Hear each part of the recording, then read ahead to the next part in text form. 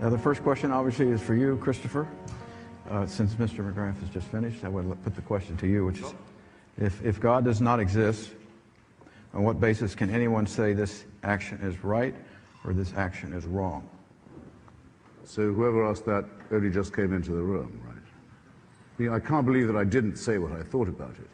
But I won't repeat it, because actually what Dr. McGrath just said I thought was unusually good on this point.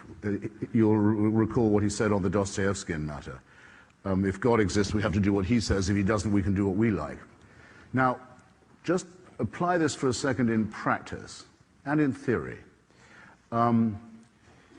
Is it not said of God's chosen people, and is it not said to them by God in the Pentateuch, that they can do exactly as they like to other people? They can enslave them, they can take their land, they can take their women, they can destroy all their young men, they can help themselves to all their virgins, they can do what anyone who had no sense of anything but their own rights would be able to do, but in this case with divine permission. Doesn't that make it somewhat more evil?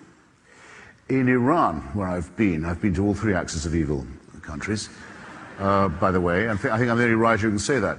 You're not allowed to sentence a woman who is a virgin to death, even though she may have committed, in the eyes of the mullahs, a capital crime, perhaps by showing her hair too often or her limbs. She can't be sentenced to death. But religious law means she can be raped by the Revolutionary Guards and she's not a virgin anymore. And then they can kill her.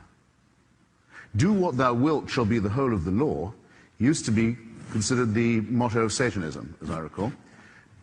Divine permission given to people who think they have God on their side enables actions that a normal, morally normal unbeliever would not contemplate. The mutilation of genitalia of children. Who would do that if it wasn't decided that God wanted it? Just as when the poet in England gets the poet laureateship, they start to write drivel instead of poetry for some reason. It's the king's scrofula the other way around. Morally normal and intelligent people find themselves saying fatuously wicked things when this subject comes up. The suicide bombing community is entirely faith-based. The genital mutilation community is entirely faith-based. Slavery is mandated by the Bible. You keep hearing how many abolitionists were Christians. Well, it was about time that they took a stand against it, having mandated it for so long.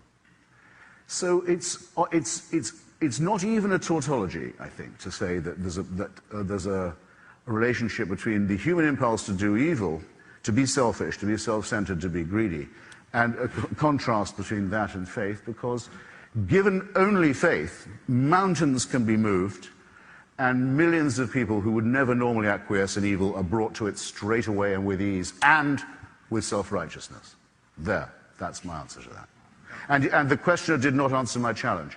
Name an ethical statement made or action performed by a believer in the name of faith that couldn't have been by an infidel, and name, if you can, this is easier, a wicked action that could only be mandated by faith, and then you'll see how silly your question was, whoever you were.